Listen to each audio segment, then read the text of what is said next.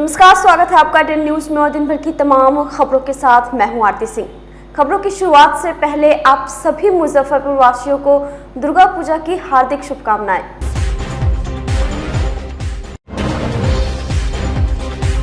शुक्रवार को सकरा और मुरौल में होगी तीसरे चरण के मतदान की तैयारियां पूरी। वहीं जनसंपर्क अभियान कर लौट रहे प्रत्याशी को मारी गोली, इलाके में फैली सनसनी।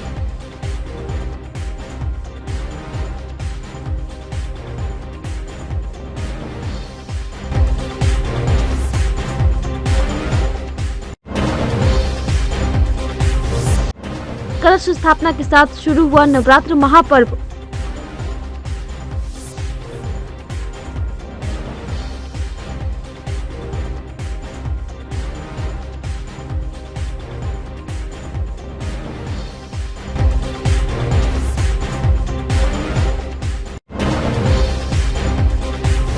और MIT की रद्द हुई परीक्षा का सड़क जाम कर विरोध करना छात्रों को पड़ा महंगा।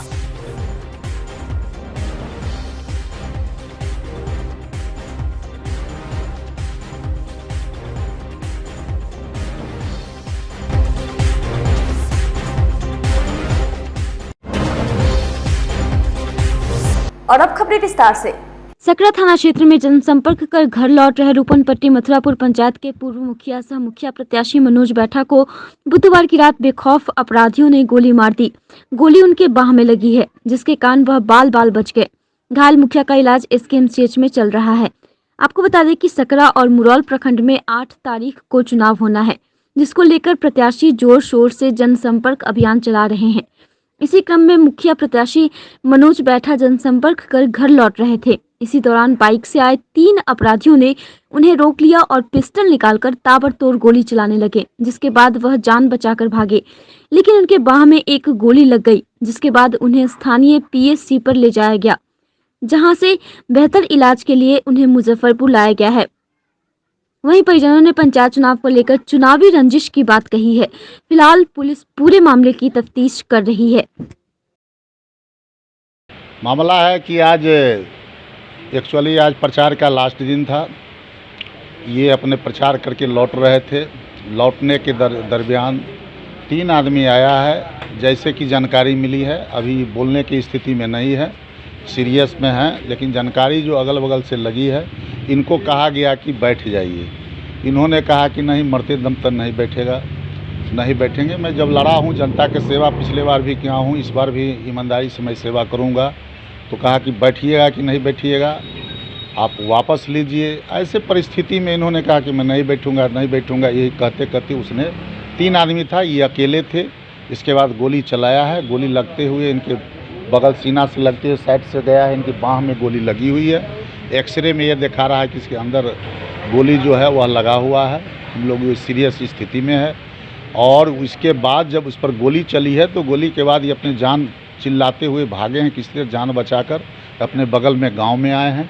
आने के बाद इनको फर्स्ट ट्रीटमेंट इनको सकरा रेफर में वहां के ग्रामीणों ने ले गए, और ले जाने के बाद इनको रेफ़र कर दिया गया है। यहाँ पर कृष्णा मेडिकल कॉलेज में है। और आज भी वो खतरे से बाहर नहीं कहा जाएगा। आज भी अपने संघर्ष में जूझ रहे हैं अपना।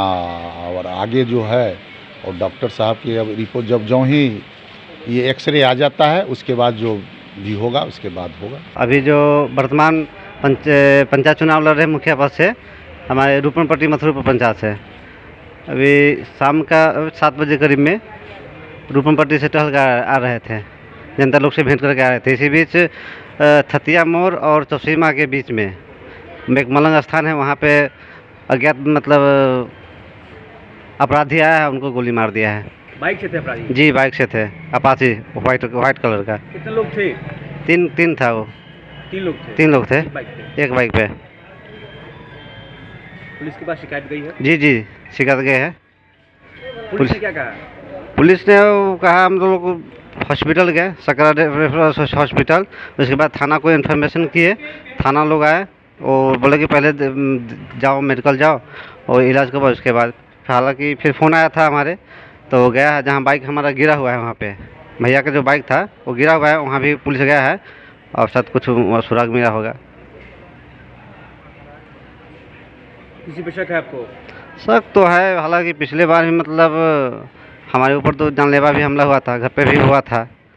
ये पंचायत चुनाव को लेकर जो चुनावी राजनीति है उसकी रंजिश के तहत? जी जी जी, बिल्कुल बिल्कुल। पूरी बात बताइए, हम जो बोल रहे हैं वो बोलिए।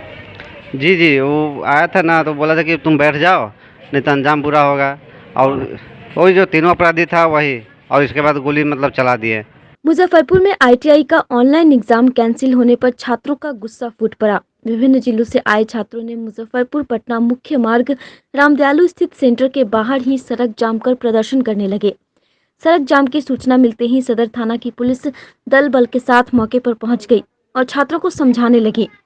नहीं मानने पर पुलिस ने लाठीचार्ज कर दिया, छात्रों को दौड़ा दौड़ा कर पीटा, जिसके बाद सड़क के आवागमन को सुचारू रूप से शुरू करवाया गया। छात्रों का आरोप है कि आईटीआई का ऑनलाइन एग्जाम गुरुवार सुबह 8:30 बजे से 10:45 तक था। सभी छात्र सेंटर के भीतर जाकर बैठ गए हैं।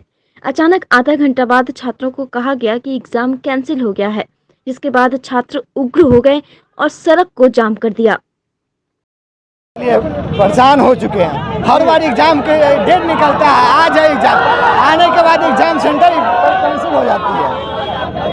ऐसा कब तक चलेगा? 2 साल का कोर्स है, 3-4 साल हो गया, अभी तक एग्जाम नहीं हुई है, न कोई रिजल्ट आया। हम लोगों का आगे भविष्य है या नहीं है? आगे पढ़ेंगे कि नहीं? बुरा लग रहा है। सड़क जाम इसलिए किया एग्जाम का डेट पता नहीं चलेगा कब हो रहा है, क्या तारीख को होगा। क्योंकि मुजफ्फरपुर आईटीआई का एग्ज़ाम देने के लिए विगत 2 वर्षों से आ रहा हूँ। मेरा यह परेशानी है मेरे साथ, हम लोग आते हैं, डेट भी जारी होता है, एडमिट कार्ड भी आता है, लेकिन तय समय पर हम लोगों को कहा जाता है कि एग्ज़ाम पोस्टपोन हो गया। आखिर हम लोग जो इतना दूर से चल के 300-350 किलोमीटर पूर्णिया से चल के आते हैं, मेरा यह मांग है एनसीबीटी से, इंडियन गवर्नमेंट से, शिक्षा मंत्री से और बिहार सरकार से भी कि आप अपनी शिक्षा व्यवस्था दुरुस्त करें। अगर आपको ऑनलाइन एग्जाम लेने में समस्या हो रही है तो आप ऑफलाइन एग्जाम लीजिए, लेकिन हमारा भविष्य के साथ, हमारे भविष्य के साथ खिलवाड़ ना करें। हमारे सभी स्टूडेंट भाई जो परेशान हो रहे हैं, हमारे गार्जियन कहाँ से पैसा जुटा के हम लोगों को मुजफ्फरपुर भेज रहे हैं एग्जाम देने के लिए। कम से कम यह बात सोचे, एक तो बेरोजगार बना के रख ही दिए हैं, कम से कम एग्जाम तो समय पे लीजिए। मेरा आज ये है, हम लोग का जब एडमिट कार्ड जारी हुआ, सेंटर पे पहुंचे तो यहाँ पता चल रहा है कि एग्जाम कैंसिल हो रहा है, एग्जाम कैंसिल होने वाला है, कैंसिल हो चुका है। ऐसा बार बार हम लोगों के साथ ही क्यों? अगर आप ऑनलाइन एग्जाम लेने में, 1 मिनट मुझे बोलने दीजिए, अगर आप ऑनलाइन एग्जाम लेने में सक्षम नहीं है, मैं बार बार अपनी बातों पर अडिग हूँ, अगर आप ऑनलाइन एग्जाम लेने में सक्षम नहीं है तो ऑफलाइन एग्जाम लीजिए। आईटीआई की परीक्षा थी, ये फर्स्ट सेशन का, उसमें परीक्षा कैंसिल हुई, तकनीकी कारणों से ये हुई। अब ये लोग जो पहले मांग किए कि भाई हमारी बात रखी जाए, मीडिया के माध्यम से आप लोग आए, उनके में कुछ असामाजिक तत्व घुस गए, वो चाह रहे थे कि आगजनी करें रोड पे और लोगों को जो है आवागमन बाधित करें। ये तो बिल्कुल जो है गैर कानूनी हो जाएगी ना, उन्हें जो है हटाएगा।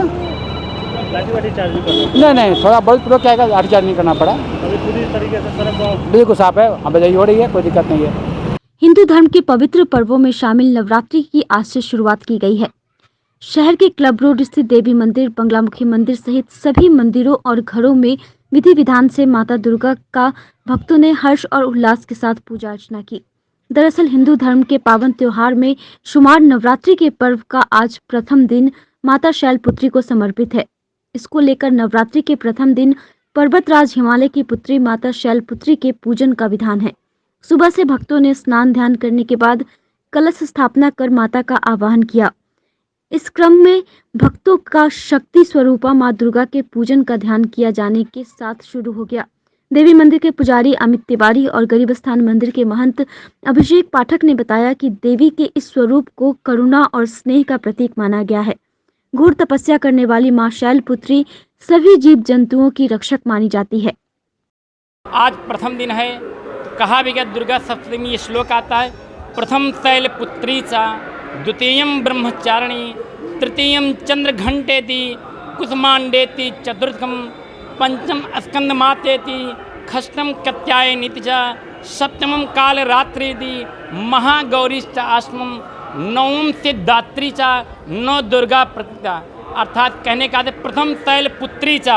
आज नवरात्र के पावन पर्व का प्रथम दिन है, इसलिए माँ शैलपुत्री की पूजा होती है। और शैलपुत्री पर्वतराज हिमालय की पुत्री होने के कारण माँ को शैलपुत्री कहा जाता है। इन्हीं रूप में माँ राजराजेश्वरी की भी विशेष रूप से पूजा की जाती है। और हम समस्त भक्तों से यही निवेदन कर, जो भी भक्त हैं वो शैलपुत्री का तन मन धन समर्पित होकर के माँ राजराजेश्वरी का आस्था, श्रद्धा, विश्वास, भक्ति भाव के साथ पूजन करें, अर्चन करें।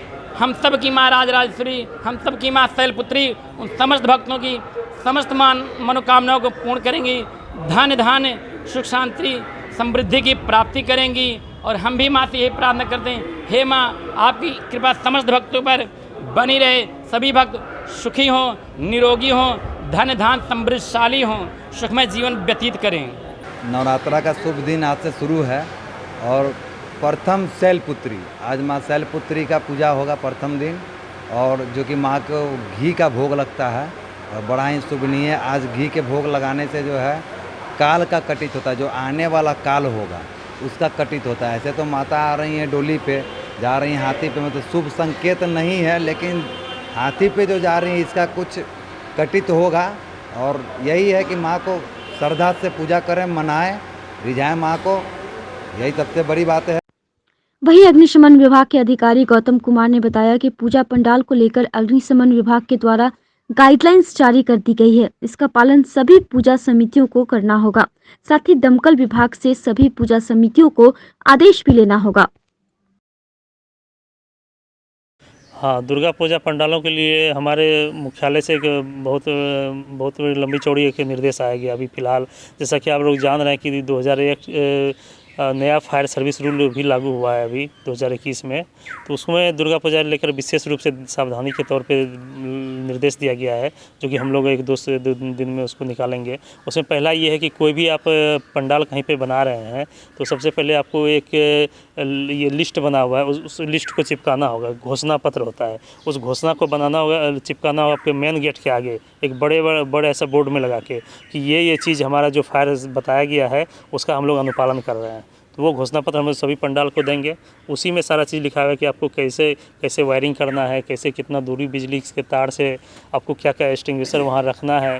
उसके बाद पंडाल का जो कपड़ा वगैरह है आप जो यूज़ कर रहे हैं उसमें फायर रिटार्डेंट सॉल्यूशन का कुछ केमिकल लिस्ट है उसमें, कि इसको मिल के कहीं भी मार्केट से लेकर के आप उसको जरूर छिड़काव कीजिए। यानी कि लोगों के बचाव के लिए कहीं भी कोई बड़ी हादसा नहीं हो, इसके लिए एक लिस्ट है, उसके अनुसार से हम लोग उसको कार्रवाई करेंगे और सभी पे अनुपालन करवाना सुनिश्चित करेंगे। शारदीय नवरात्र के पहले दिन मादापुर चौबे गांव के भगवती स्थान से 251 कन्याओं ने कलश यात्रा निकाली। यह कलश यात्रा गाजे बाजे के साथ खरौनाडीह स्थित वाया नदी पहुंची, जहां से जलबोझी कर 251 कन्याओं ने भगवती स्थान पहुंचकर मां दुर्गा के कलश स्थापना स्थल पर जलार्पण किया और इसके साथ ही नवरात्र का शुभारंभ हुआ। कलश स्थापना करा रहे पुजारी ने बताया कि हर वर्ष मां दुर्गा की पूजा का शुभारंभ इसी प्रकार कलश यात्रा निकालकर जल अर्पण के बाद कलश स्थापना कर की जाती है। यह परंपरा विगत कई वर्षों से निरंतर चली आ रही है। वही 55-56 वर्षों से ये स्थापना की जा रही है भगवती स्थान से। प्रत्येक साल भगवती स्थान से आपको वाया नदी जाती है। प्रत्येक लड़की या सैकड़ों 125 लड़की यहाँ पे भाग लेती है और वहाँ से आती है भगवती वाया नदी से पानी भर कर जल लेकर, और उसी से मंदिर को धोया जाता है और फिर से जल स्थापित कर कलश स्थापन का पूजन किया जाता है। और हर साल होता है जी, हर साल 55-56 वर्ष से। और पिछले वर्ष कोरोना के कारण पूजा नहीं हो पाई थी पूर्ण रूप से, इस बार सही ढंग से हो रही है। सैकड़ों लड़की भी इसमें भाग ली हुई है और माता का पूजा बहुत हर्षोल्लास से लोग कर रहे हैं। हमारे टोला गांव के लोग, उनके सौजन से भगवती माँ दुर्गा की पूजा एकदम मन से, एकदम श्रद्धा से की जा रही है। मोतीपुर प्रखंड के सभी क्षेत्रों में शारदीय नवरात्र को लेकर जय माता दी के जयघोष के साथ निकाली गई कलश यात्रा। शारदीय नवरात्र को लेकर गुरुवार को प्रखंड से लेकर नगर परिषद क्षेत्रों में कलश स्थापना के साथ ही नवरात्र का महापर्व शुरू हो गया। इस मौके पर गाजे बाजे के साथ 551 कन्याओं सहित हजारों माता के भक्तों ने विभिन्न गांवों का भ्रमण करते हुए जगन्नाथपुर गांव के समीप तिरहुत मुख्य नहर घाट पहुंची, जहां आचार्य पृथ्वीनाथ मिश्रा के मंत्रोच्चारण के साथ कलश में जल बोझी कर माता की जय घोष करते मंदिर परिसर पहुंचा। इस अवसर पर बच्चेलाल पासवान, सुरेश कुमार सिंह, चंद्रभूषण भगत, दिलीप पटेल, अरुण पटेल, राम नरेश सिंह, सुनील भक्त आदि श्रद्धालु मौजूद थे। नवरात्रा में जगन्नाथपुर पुल से 551 कन्या का कलश निकाला गया, जिसमें श्रद्धालु का लगभग 6 से 7 हज़ार की जनसंख्या में भीड़ थी, जो बोरिया मंसूरपुर मठ होते हुए, दसोधा मठ होते हुए, कोन्हवा गांव होते हुए, फिर तिरहुत नहर जगन्नाथपुर पुल के नज़दीक जलबोझी हुई। उसके बाद मंदिर के पास सभी लोग गए। उसके बाद प्रसाद का वितरण हुआ। भव्य विधि व्यवस्था हमारे ग्रामीण के तरफ से था, पूजा समिति की तरफ। कल्याणी चौक पर आयोजित होने वाली दुर्गा पूजा में इस बार भक्तों को केदारनाथ के दरबार स्वरूप देखने को मिलेगा। यहाँ मंदिर के द्वार जैसा 50 फीट ऊंचा मुख्य द्वार बनाया जा रहा है। यह भक्तों के आकर्षण का केंद्र होगा। इसके लिए कारीगर दिन रात मेहनत कर रहे हैं। कल्याणी परिषद दुर्गा पूजा समिति इस साल मां दुर्गा की भव्य प्रतिमा स्थापित कर रहा है। इस साल कल्याणी चौक पर मां दुर्गा का भव्य स्वरूप ही भक्तों को देखने को मिलेगा। कल्याणी चौक और उसके आसपास लाइटिंग की व्यवस्था की जा रही है। समिति के अध्यक्ष गौतम शाही ने बताया कि पंडाल परिसर में उन लोगों को ही एंट्री मिलेगी जो कोरोना टीका का प्रमाण पत्र दिखाएंगे। साथ ही प्रसाद की जगह भक्तों को मास्क दिया जाएगा। साथ ही कहा कि पंडाल में सीसीटीवी कैमरे और 250 सदस्य रहेंगे, जो देखेंगे कि पंडाल में भीड़ न लगे। यहाँ पे पूजा मूर्ति बैठाया जा रहा है और इस बार किस तरह का पंडाल बनाया जाएगा? देखिए, अपने कल्याणी चौक पे हृदय स्थली कहलाती है, अपने शहर की हृदय स्थली अपनी कल्याणी चौक है। यहाँ माँ कल्याणी पिछले 51 साल से कंटिन्यू हम लोग पूजा करते आ रहे हैं। हमारे जितने भी बड़े भाई लोग थे, हमारे गार्जियन लोग थे, वो पूजा करते आ रहे हैं। और इस बार 52वां साल है जो माँ कल्याणी का सारा विधि व्यवस्था हम लोग मिलकर कर रहे हैं, कोरोना का गाइडलाइन के साथ। इस बार किस तरह का पंडाल बनाया जाएगा? देखिए, पंडाल के रूप में अगर आइएगा तो बाबा केदारनाथ दरबार इस बार कल्याणी परिषद दुर्गा पूजा समिति बनाने जा रही है, जो लोगों के लिए आकर्षण का केंद्र होगा। और इस बार शंकर जी का भी दर्शन होगा प्लस माँ दुर्गा का भी दर्शन होगा, दोनों साथ में इस बार लोग दर्शन कर पाएंगे। कोरोना के भक्तों के भीड़ को लेकर किस तरह की तैयारियां? कोरोना के भक्तों के लिए, कोरोना को देखते हुए भक्त के लिए, माँ के भक्त के लिए इस बार हम लोग विधि व्यवस्था की है कि इस बार माँ कल्याणी के दरबार में जिनका भी अपना दोनों डोज का कोरोना टीका पूरा हो गया होगा, वो सर्टिफिकेट दिखा करके वो पंडाल के अंदर आ सकेंगे, माँ का दर्शन कर पाएंगे। और दूसरा बात यह है कि प्रसाद इस बार हम लोग माँ का प्रसाद को बांट नहीं रहे। माँ के प्रसाद के तौर पे, माँ के आशीर्वाद के तौर पे जितने भी श्रद्धालु भक्तजन आएंगे उनको इस बार प्रसाद के तौर पे मास्क वितरण किया जाएगा, सैनिटाइज़र और ग्लव्स का वितरण किया जाएगा। और एक कोरोना का जागरूकता अभियान चलाते हुए हम लोग माइक में कंटिन्यू ये बात को बोलते रहेंगे कि अभी कोरोना ख़त्म नहीं हुआ है। काहे कि अभी कोरोना रियल में ख़त्म नहीं हुआ, इसलिए हम लोग इसका लिए पूरा कमर कस के बैठे हुए हैं कि जैसे भी हो माता का पूजा करना है, लेकिन विधि व्यवस्था के साथ भीड़ न लगे, भीड़ पे नियंत्रण रखना है।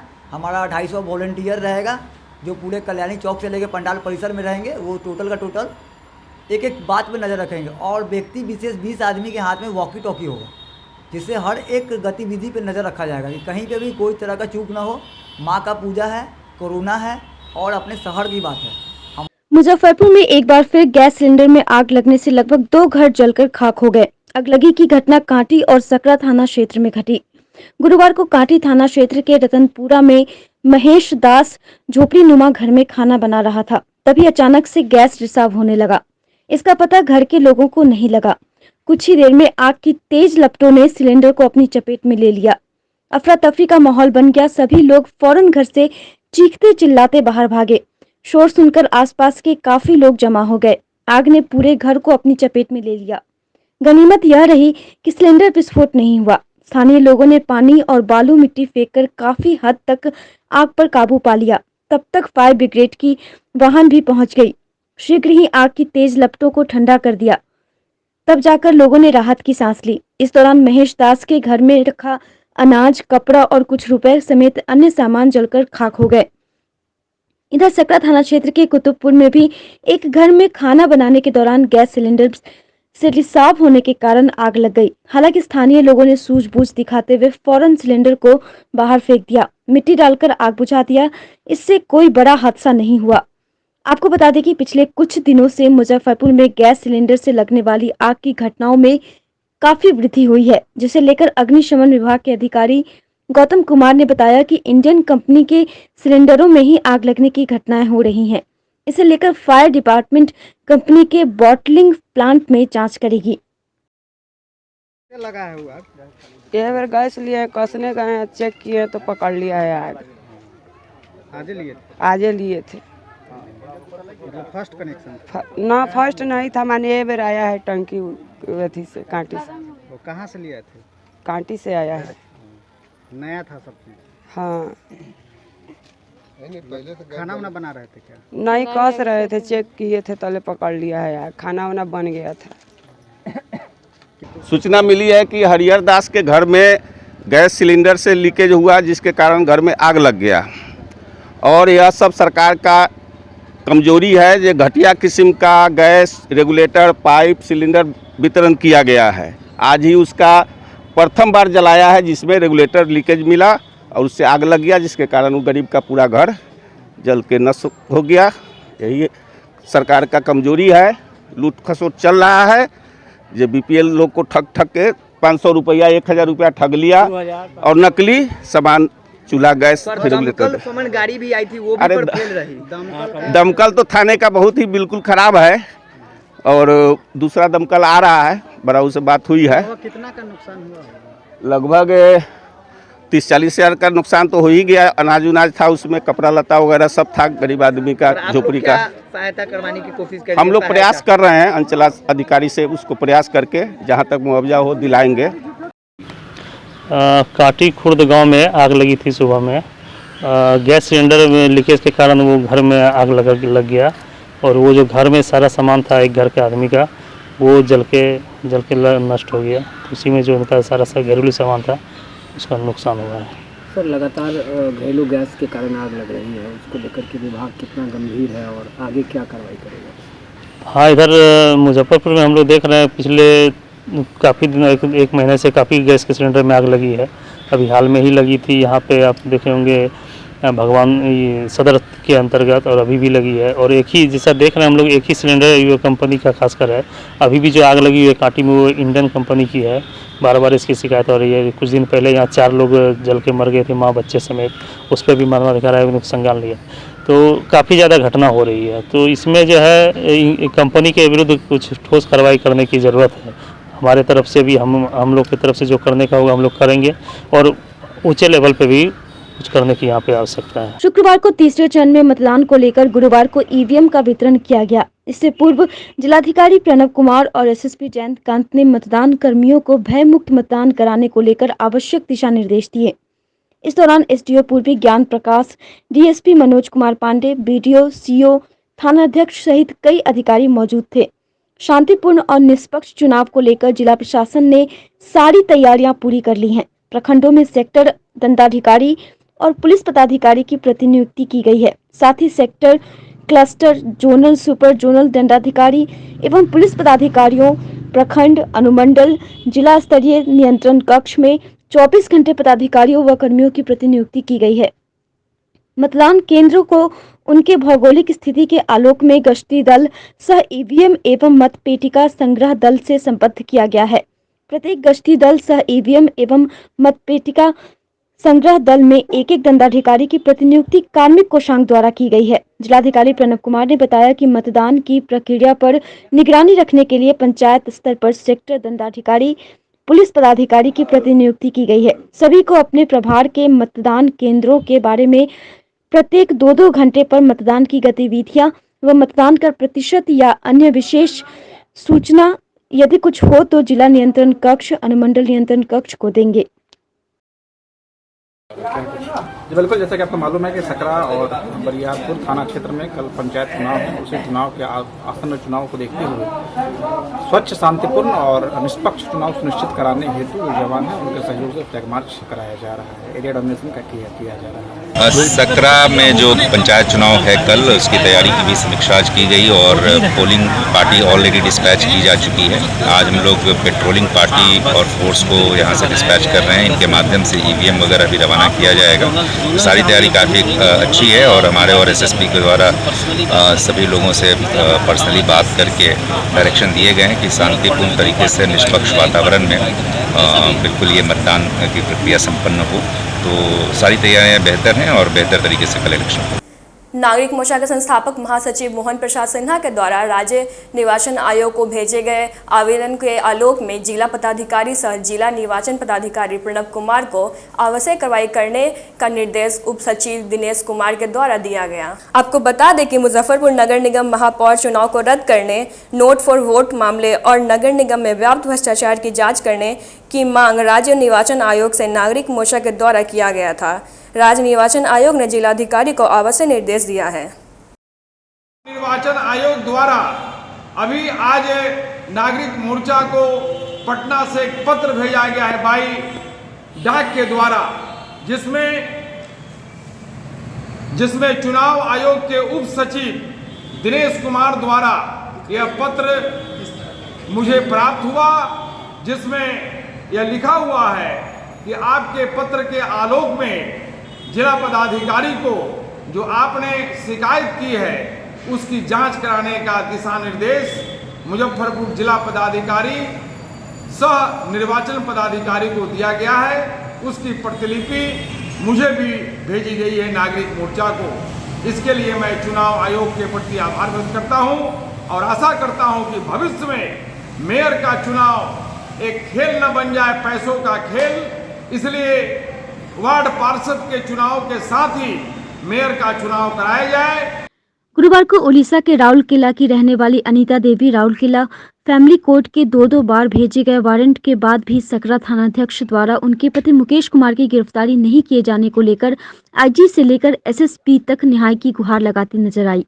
अनीता देवी ने बताया कि उनकी शादी सकरा के रामविलास चौधरी के पुत्र मुकेश कुमार के साथ हुई थी। शादी के कुछ वर्षों के बाद ही उनके साथ घरेलू उत्पीड़न कर उन्हें परेशान किया जाने लगा, जिसको लेकर वह वापस अपने मायके चली गई और वहां उन्होंने राउरकेला फैमिली कोर्ट में भरण पोषण के लिए अपने पति पर एक केस फाइल कर दिया। उस केस में राउरकेला फैमिली कोर्ट के द्वारा 26 फरवरी को एक वारंट मुजफ्फरपुर पुलिस को भेजा गया, जिस पर कोई कार्रवाई नहीं होने पर 16 सितंबर को एक बार फिर रिमाइंडर मुजफ्फरपुर के सकरा थानाध्यक्ष को भेजा गया। थानाध्यक्ष के द्वारा अभी तक इस मामले में मुकेश कुमार को गिरफ्तार नहीं किया गया है और उनके द्वारा अनीता देवी को केस उठाने के लिए लगातार धमकियां दी जा रही हैं, जिसको लेकर गुरुवार को उन्होंने IG गणेश कुमार से मुलाकात कर ज्ञापन सौंप न्याय की मांग की है। सर, मेरा नाम अनीता देवी है। मेरा सकरा ढोली थाना पे मतलब वहाँ का में शादी हुआ सर कुछ दिन 2009 से वो हमको बोले कि डिलीवरी के लिए घर जाओ, दूसरी शादी कर लिए सर। उसके बाद मेरा 2 बच्चा है सर। हमको खर्चा बर्चा कुछ नहीं देते हैं और हम बहुत सारा नोटिस भेजे, लेकिन वहाँ का अधिकारी लोग कागज़ सब रोक देते हैं। और हम एक सर वारंट भेजे फरवरी को सर, वो वारंट का कुछ सुनवाई नहीं हुआ सर। वहाँ का लोग कुछ हैं कि मिले हुए हैं और उनको पकड़ नहीं रहे हैं सर, वो निर्भय होकर घूम रहा। तो सर इस बार हम वारंट भेजे हैं, फरवरी में वारंट भेजे उस सकरा टोली में, वो भी उसका भी कुछ नहीं सुनवाई हुआ। तो SP सर से आवेदन लेकर सर आए हैं रिमाइंडर लेके कि सर उनको पकड़ा जाए। तो 9 महीने हो गए, वारंटी की गिरफ्तारी नहीं हुआ सर। मिली है क्या कुछ कहा सर? वो तो हमको बोले हैं कि हाँ जाइए आपका काम हो जाएगा, हम उसको पकड़ के भेज देंगे सर। लेकिन जब 9 महीना वहाँ फरवरी में 9 महीना से सर सकरा डोली थाना के वो निर्भय होकर घूम कैसे रहा है? इतना बड़ा वो क्राइम करके 2 बच्चा और दूसरा शादी कर कैसे लिया? सर उसके बाद कोई खर्चा नहीं, मेंटेनेंस का सर हम किए हुए हैं। तो ऑर्डर सर हम इसका केस किए 2012 में, मेरा ऑर्डर हो गया है 2015 में, लेकिन उसके बाद वो आना जाना वहाँ बंद कर दिया और सकरा ढोली में ही रह रहा है, लेकिन आना जाना वहाँ बंद कर दिया सर। उसका कोई जितना भी नोटिस भेजने से सर उसका कोई सुनवाई नहीं होता है। लास्ट में हम उसका वारंट निकाले सकरा ढोली में भेजे, लेकिन उसका भी कुछ सुनवाई नहीं हुआ सर। फिर हम रिमाइंडर लेके आवेदन आईजी सर से मिले, एसपी सर से मिले। नाम पे वारंट है, उनका नाम उनका पिता का नाम है रामविलास चौधरी और लड़का का नाम है मुकेश कुमार। प्रधानमंत्री नरेंद्र मोदी के जन्मदिन को सेवा और समर्पण कार्यक्रम के तहत विश्वकर्मा पूजा से मनाया जा रहा था, जिसका समापन नवरात्रा के कलश स्थापन के साथ ही हो गया। पूर्व मंत्री सुरेश शर्मा के द्वारा धर्मशाला चौक स्थित संतोषी माता मंदिर में प्रधानमंत्री के लंबी उम्र की कामना को लेकर विशेष पूजा अर्चना की गई। इस दौरान ममता रानी, विवेक कुमार सहित कई भाजपा नेता मौजूद रहे। पूजा अर्चना के बाद भाजपा गरीबनाथ मंडल की ओर से प्रधानमंत्री के दीर्घायु होने की शुभकामना को लेकर पोस्ट कार्ड वितरण कार्यक्रम चलाया गया, जिसमें भाजपा नेताओं सहित आम आदमी भी प्रधानमंत्री नरेंद्र मोदी के लंबी उम्र की कामना को लेकर प्रधानमंत्री को पोस्ट कार्ड भेजा। आज हमारे प्रधानमंत्री माननीय नरेंद्र मोदी जी का हम लोग सेवा और समर्पण कार्यक्रम मना रहे हैं। उनके जन्म दिवस पर लोग जन्मदिन पर केक काटते हैं, लेकिन हमारे प्रधानमंत्री प्रधान सेवक है, इसलिए इनका जो जन्मदिन है वो हम लोग सेवा के रूप में मना रहे हैं, संकल्प के रूप में मना रहे हैं। कार्यकर्ताओं में बड़ा ही जोश है और कई कार्यक्रम, चाहे वो रक्तदान का हो, फल वितरण का हो, सम्मानित करने का हो, कामगारों को प्रदर्शनी का हो, गंगा घाट आरती का हो, इतने सारे कार्यक्रम हैं हमारे बिहार भाजपा के जरिए और पूरे देश में इसको मनाया जा रहा है। प्रधानमंत्री ने सेवक का अपना रूप साकार किया है और हम ईश्वर से आज समापन के दिन यह प्रार्थना करते हैं कि वो दीर्घजीवी हो, उनका नेतृत्व हम सभी भारतीयों को मिलता रहे और हम भारतीय गौरवान्वित होते रहें। फिर से हमारे प्रधानमंत्री जी को जन्मदिन की अशेष शुभकामनाएं। प्रधानमंत्री जी के संवैधानिक जो 20 दिनों का जो सेवा और समर्पण संवैधानिक पोस्ट पर वो काम करते रह रहे हैं, उसको सभी कार्यकर्ताओं ने, बिहार और मुजफ्फरपुर के सभी कार्यकर्ता सेवा और समर्पण के कारण हर तरह का सेवा का काम किया है। आज पोस्ट कार्ड लिख करके उनके जन्मदिन की शुभकामना लोग भेज रहे हैं।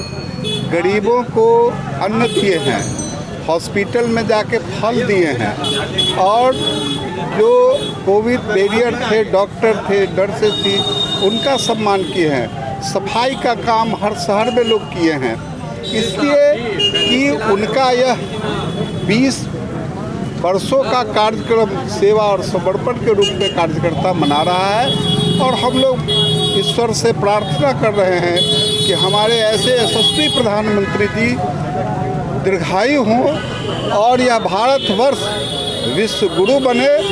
इसके लिए हम लोग इस सेवा समर्पण के माध्यम से जनता को भी आग्रह कर रहे हैं कि उनको दीर्घायु होने की कामना करें और वो दीर्घायु होकर के इस देश का नेतृत्व करते हुए विश्व गुरु बनने का जो कामना है वो पूरा हो। यूथ फीस फाउंडेशन की ओर से 2 दिवसीय राजकीय उत्क्रमित मध्य विद्यालय में कई तरह की सामाजिक गतिविधियों का आयोजन किया गया, जिसके तहत स्वास्थ्य व स्वच्छता अभियान, बालिका स्वास्थ्य अभियान, पर्यावरण संरक्षण अभियान कार्यक्रम किए गए, जिसके साथ ही अंतर्राष्ट्रीय शांति दूत श्री प्रेम रावत के शांति व मानवता पर आधारित संदेश से विद्यालय के शिक्षकों व स्टाफ को परिचय कराया गया, जिसमें श्री प्रेम रावत जी ने बताया कि समाज में शांति के लिए अपने आप को जानना जरूरी है, क्योंकि शांति एवं खुशी हमारे अंदर हृदय में विराजमान है।